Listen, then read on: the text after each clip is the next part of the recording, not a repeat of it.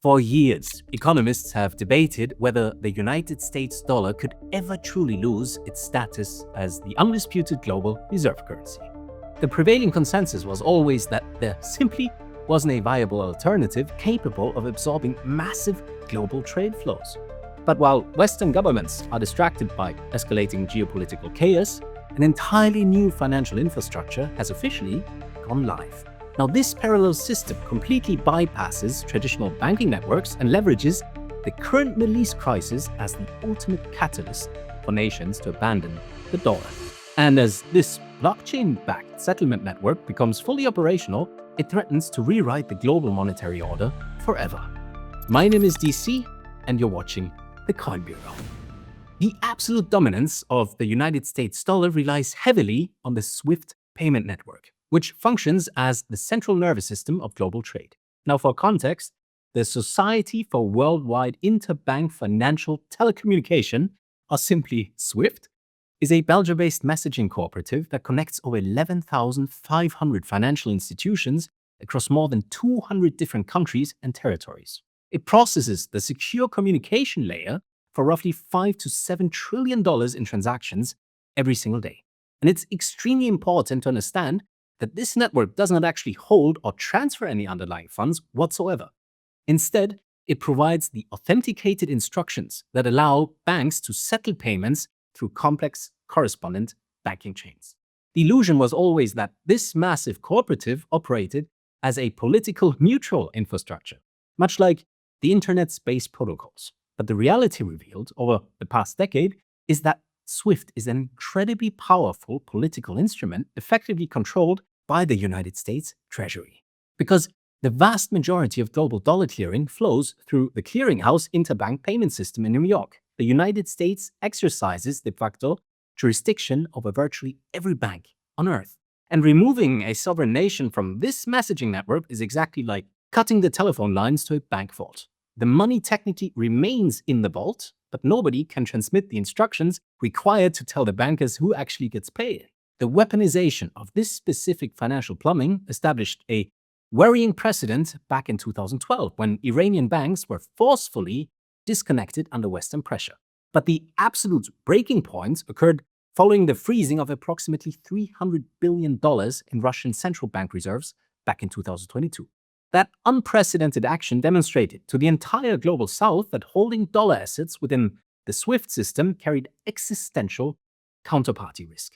Every non-Western central bank manager immediately realized that their dollar reserves were not truly sovereign assets, but rather conditional assets that could be frozen by executive order. Furthermore, the true enforcement mechanism of this monopoly is not just direct disconnection from the messaging network itself. The United States Treasury Office of Foreign Asset Control, or OFAC, wields secondary sanctions, threatening to cut off any foreign bank from dollar clearing access if that bank transacts with sanctioned parties. In 2025 alone, OFAC issued hundreds of millions of dollars in penalties for sanctions violations across the global banking system. This secondary threat transforms every single financial institution in the world into a de facto arm of American foreign policy enforcement. And this is precisely why the current conflict in the Middle East has dramatically accelerated the urgency for non-Western nations to find a permanent workaround. The Strait of Hormuz is currently serving as a live laboratory for industrial-scale sanctions evasions and parallel financial settlement. Under normal conditions, this narrow waterway processes roughly 20 million barrels of crude oil and petroleum products per day, representing approximately 25% of global seaborne oil trade. But following the outbreak of military operations in late February 2026, daily transit volumes collapsed from a historical average of roughly 130 vessels down to fewer than 6 vessels per day. According to an extensive analysis of recent passage data conducted by Agence France-Presse, an astonishing 46% of all transits through the strait involve vessels operating under United States, European Union, or British sanctions. These are not isolated incidents of rogue smuggling, but rather a highly coordinated maritime logistical operation completely divorced from Western oversight. The Islamic Revolutionary Guard Corps has essentially established a sovereign toll booth system for vessels navigating this critical choke point. The regional provincial command rigorously vets commercial ships for geopolitical affiliations, granting preferential clearance and secret high-frequency radio passcodes to nations deemed friendly to their regime. On the 31st March, the Iranian parliament formally approved the Strait of Hormuz Management Plan, codifying these exact toll mechanics into state law. As a result, to secure passage through these contested waters, commercial tankers are reportedly being charged approximately $2 million per voyage. But the truly significant detail regarding this legalized toll system is the specific currency being demanded for the transaction. Iran explicitly rejects the United States dollar, forcing these massive transit fees to be settled in either Chinese yuan or through USDT stablecoins on the Tron blockchain. This means that almost half of the traffic navigating the world's most vital energy corridor is already circumventing the traditional banking system. This massive shadow fleet employs sophisticated tactics like disabling transponders, conducting covert ship-to-ship transfers in international waters, and constantly changing vessel registrations to obscure the origin of their cargo. And the financial consequences of this geographical bottleneck have been absolutely devastating for the global energy market. Brent crude prices recently experienced a massive single-day surge of nearly 8%, pushing the benchmark to $109 per barrel, while Dubai crude peaked at $166 per barrel. This creates a devastating paradox that undermines the credibility of Western sanctions as a deterrent mechanism. In a striking reversal, the United States administration was recently forced to issue General License U, which authorized temporary waivers for the sale of sanctioned Russian and Iranian crude oil already at sea. Now, this desperate maneuver was implemented simply to stabilize global energy prices following the effective closure of the Hormuz corridor. So nations outside the Western alliance have drawn the obvious conclusion that dollar dependency creates a vulnerability that can be activated or deactivated by Washington at any time for domestic political reasons. And understanding the hidden mechanics of the global financial system before they hit the mainstream headlines is exactly what we do in the free Coin Bureau Finance Weekly newsletter. This is where we share the latest breaking macroeconomic news, provide deep dive market analysis, and give you the most important geopolitical updates. Whether it is a sudden shift in global energy pricing or a new regulatory framework targeting digital assets, our readers see it first, every single time. So scan the QR code on the screen right now, or use the link in the description to join our growing community of informed investors. Okay, let's return to the specific architecture that is actively replacing the SWIFT monopoly across the developing world. There is a major misconception regarding the exact nature of the BRICS de-dollarization strategy. Many analysts mistakenly assume that the bloc is attempting to launch a brand new single fiat currency to directly rival the euro or the dollar. But the fact is that creating a unified currency across fundamentally different economies like Brazil, Russia, India, China, and South Africa, a loose alliance of countries known as the BRICS, would be a bureaucratic nightmare. So instead, the architects behind this transition have built something far more surgical and infinitely more dangerous to Western financial hegemony. BRICS Pay is not a new fiat currency at all. It is a multi-currency cross-border settlement system supported by decentralized blockchain technology. To put it simply, it functions as a universal adapter that allows existing national payment networks to communicate directly with one another. This infrastructure seamlessly connects Brazil's PIX system, India's unified payments interface, China's cross-border interbank payment system, and Russia's system for transfer of financial messages. So by providing a decentralized cross-border messaging system, BRICS Pay completely eliminates the need to route transactions instructions through the SWIFT network. This blockchain-based ledger handles the exact same instructional capacity as traditional messaging rails, but it operates across a distributed network that no single jurisdiction controls. And because these transactions settle directly between local currencies, the entire process bypasses the need for any United States dollar conversion. And this is the absolute moment of clarity that most traditional finance analysts are completely missing in their macroeconomic assessments. You do not actually need a global dominant reserve currency to purchase Russian crude oil or Brazilian agricultural products. You only need the buyer and the seller to agree on an exchange rate and possess a secure payment rail that cannot be sanctioned by a third party.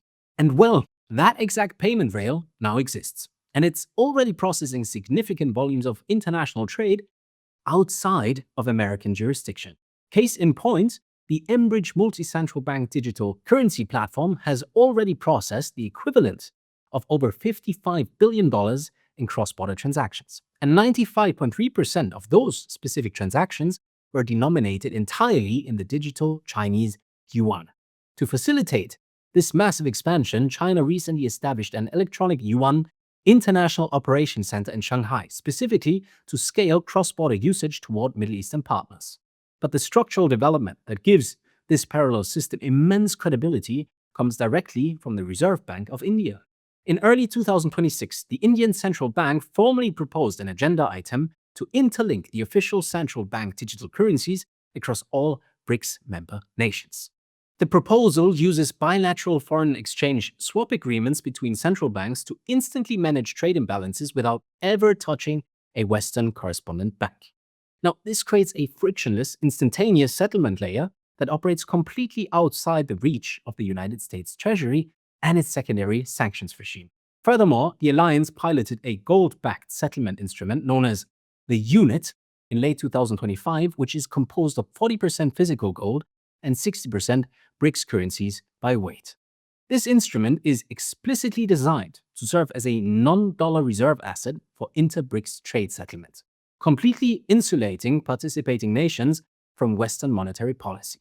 While China's cross-border interbank payment system processed the equivalent of $245 trillion in yuan-denominated transactions in 2025, it still heavily relied on SWIFT for messaging. BRICS Pay solves this critical dependency by replacing the messaging layer entirely, creating a truly sovereign financial ecosystem capable of processing up to 20,000 transactions per second. Now, to fully grasp the implications of this new infrastructure, you have to look at the recent expansion of the BRICS alliance through a geopolitical lens. By strategically admitting nations like Saudi Arabia, the United Arab Emirates, Iran, and Egypt, the bloc secured physical control over the most critical energy choke points on Earth. We're talking about sovereign dominance over the Strait of Hormuz, the Suez Canal, and the broader Red Sea energy transit corridors. This means the BRICS alliance now simultaneously controls some of the world's largest energy producers and some of its largest energy consumers. When the nations pumping the oil and the nations refining the oil are operating on the exact same digital payment rail, the traditional petrodollar cycle is structurally broken. We're already witnessing this exact bifurcation play out in real time between the Russian Federation and the People's Republic of China. By late 2025, over 99% of all bilateral trade between Russia and China was being settled exclusively in rubles and yuan. China is the world's largest importer of crude oil, bringing in over 11.5 million barrels every single day to feed its massive industrial base. As a growing percentage of that immense energy demand gets settled through the Enbridge platform or the BRICS Pay network, structural demand for the United States dollar evaporates. Now, it's extremely important to acknowledge the valid counter-arguments presented by traditional finance analysts regarding the limitations of this new system. Proponents of the dollar milkshake theory correctly point out that an enormous quantity of global debt remains denominated in USD. So, whenever a financial crisis strikes, every institution and sovereign nation that owes dollar-denominated debt must acquire dollars to service those massive liabilities. This creates a self-reinforcing liquidity vacuum that continuously sucks capital into American assets regardless of deteriorating domestic fundamentals. Furthermore, the Chinese yuan remains entirely non-convertible on the capital account, meaning foreign holders cannot freely move money in and out of China without strict regulatory approval. This structural barrier prevents the yuan from absorbing the massive instantaneous liquidity requirements of global reserve management. No sovereign nation actually wants to replace American dollar hegemony with Chinese yuan hegemony, which is exactly why the yuan still accounts for just 1.93% of global reserves. But the fundamental question that these traditional theories all fail to address is what happens when the massive global energy market simply removes its straw from the milkshake. BRICS Pay is not attempting to drain the existing euro-dollar debt market. It is meticulously building an escape hatch for all future trade. every single barrel of oil that transits the Strait of Hormuz under Yuan-denominated settlement is a barrel that never generates demand for United States treasuries. And this brings us to the reality of the fiscal trap currently facing the United States government. You see, the traditional petrodollar system allowed America to run massive fiscal deficits because foreign energy producers continuously recycled their profits into US government debt. This artificial demand suppressed domestic interest rates and allowed the federal government to finance its military and social programs at a severe discount. But as global trade volumes steadily migrate to the BRICS pay ecosystem, foreign demand for long-duration US treasuries is absolutely plummeting. Total foreign holdings of US debt have shifted dramatically, with China reducing its treasury portfolio to roughly $694 billion by early 2026. Now, this represents a 10% reduction in just 12 months, forcing the US Treasury to find alternative buyers for its escalating debt issuance. And this increasing lack of foreign demand has forced the 30-year US Treasury yield to remain stubbornly elevated at 4.19%. Research from the Yale Budget Lab confirms that this high federal borrowing is already crowding out private investment and embedding higher long-term rates across the entire economy. The US is currently sitting on a gross federal debt exceeding $38.6 trillion, which translates to a debt-to-GDP ratio of approximately 122%. With borrowing costs permanently higher, the net interest payments on that monumental debt are projected to cross $1 trillion this year. Interest payments are now the second largest federal expenditure, having completely surpassed the entire US national defense budget. Furthermore, approximately 33% of all federal debt matures within the next 12 months, meaning the government is acutely sensitive to these elevated refinancing costs. If the Federal Reserve attempts to lower interest rates to save the government from bankruptcy, they risk unleashing another devastating wave of domestic inflation. But if they maintain these elevated rates to fight inflation, the compounding interest expense will consume much of the federal budget. So as a result, the legacy financial system is trapped in a systematic crisis with absolutely no viable exit strategy that preserves the purchasing power of the everyday citizen. Meanwhile, central banks around the world have recognized this exact vulnerability and are aggressively rotating their reserves out of fiat currency. In early 2026, for the first time since 1996, the aggregate value of gold held by foreign official institutions officially surpassed the value of their US Treasury holdings. Central bank gold buying reached 863 tons in the previous year, pushing the price of the precious metal to an astonishing $4,694 per ounce. According to the World Gold Council, 95% of central banks expect their gold reserves to increase over the next 12 months. Now, these sovereign institutions are not buying physical gold because they want a speculative return on their investment portfolio. They are accumulating pristine, non-counterparty collateral because they know that the basic math of the US fiscal situation is completely unsustainable. Data from the International Monetary Fund confirms this structural shift, showing the US dollar's share of global reserves has fallen to approximately 56.9%. So in plain English, the concept of a global de-dollarization is no longer just a theoretical geopolitical talking point discussed at economic conferences, but is now hard-coded into a functional operational infrastructure that is actively processing tens and tens of billions of dollars in international trade. BRICS Pay provides the exact technological exit ramp that the Global South has been desperately seeking since the weaponization of the SWIFT network. And as the global energy trade inevitably migrates toward this new parallel system, the United States will face an unprecedented crisis in funding its own massive deficits. The artificial demand that subsidized American economic dominance for the past 50 years is rapidly evaporating before our very eyes. But what do you think? Will the BRICS Pay network successfully dethrone the SWIFT system over the coming decade, or will the USD somehow maintain its historical dominance? Please get highly opinionated in the comment section below, because this transition affects the purchasing power of every single person watching this video. And if you want to understand exactly how the Federal Reserve's monetary policies are actively eroding your personal wealth, you must check out our deep dive video right over here. Thank you all so much for watching. and I'll see you again very soon. This is DC, signing off.